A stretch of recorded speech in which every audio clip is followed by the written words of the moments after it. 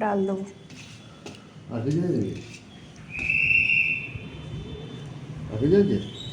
মাছের ডিমের বড়া করে তরকারি। হ্যাঁ, তুমি তো খাওনি না, তোমার জন্য আছে। দেখি ডাল দিয়ে আর একটু।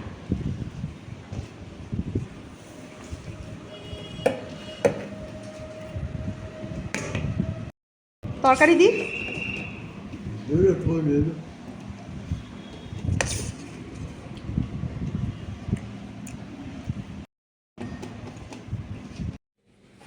ওয়েদারটা এমন হয়ে আছে, সকালবেলা উঠে না মনটা কি খারাপ লাগে। তো দেখো, আমি ঘুম থেকে উঠেই আগে বারান্দায় চলে এলাম। আর চারিদিক ভিজে, বৃষ্টি তো থামার কোনো নামই নেই। আর এরকম ওয়েদার থাকলে একদমই ভালো লাগে না। তো যাই হোক, কিছু করার তো নেই।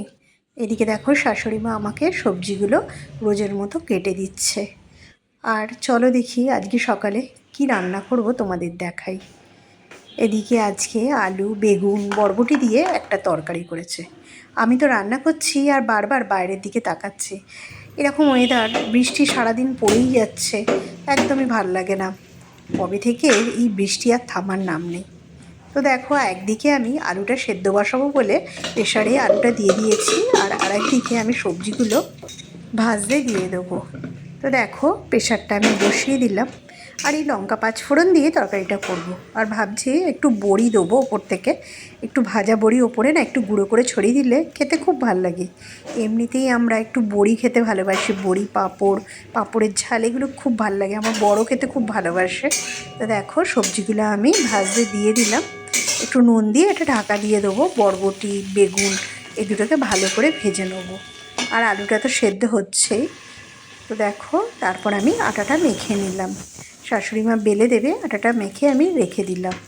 আর ভাজাটা দেখো আমার হয়ে গেছে, বরবটি বেগুন যেটা ভালো করে ভেজে রেখে দিলাম। এবার শুকনো লঙ্কা পাঁচফোড়ন দিয়ে আমি তরকারিটা বসিয়ে দেবো। আর তারপর শাশুড়ি মা রুটিগুলো বেলে দিলে রুটিটা আমি সেঁকে নেবো। তো দেখো, তরকারিটা আমি বসিয়ে দিলাম শুকনো লঙ্কার পাঁচফোড়ন দিয়ে। আর একটা টমেটো দিলাম এর মধ্যে, একটু টমেটোটা দিলেও ভালো লাগে।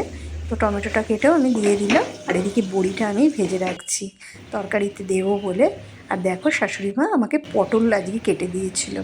কালকে সাম্বার ডাল হয়েছিল, আর বেশ অনেকটা পরিমাণে সাম্বার ডাল করেছিলাম। যখনই আমাদের সাম্বার ডাল হয় একটু বেশি করেই করি, কেননা সবাই খেতে খুব ভালোবাসে। তো আজকে ওই ডালেই আমাদের হয়ে যাবে। এদিকে দেখো, যে ভাজাগুলো হয়েছে বরবটি আর বেগুন, সেটা আমি এই তরকারির মধ্যে ওপর থেকে দিয়ে দিলাম। আর একটু কাঁচা তেল দিয়ে নামিয়ে দিলাম। এই করতে করতে অন্যদিকে যে পটলটা ভেজেছিলাম মনে ছিল না, তো কালো হয়ে গেছে পটলটা একটু।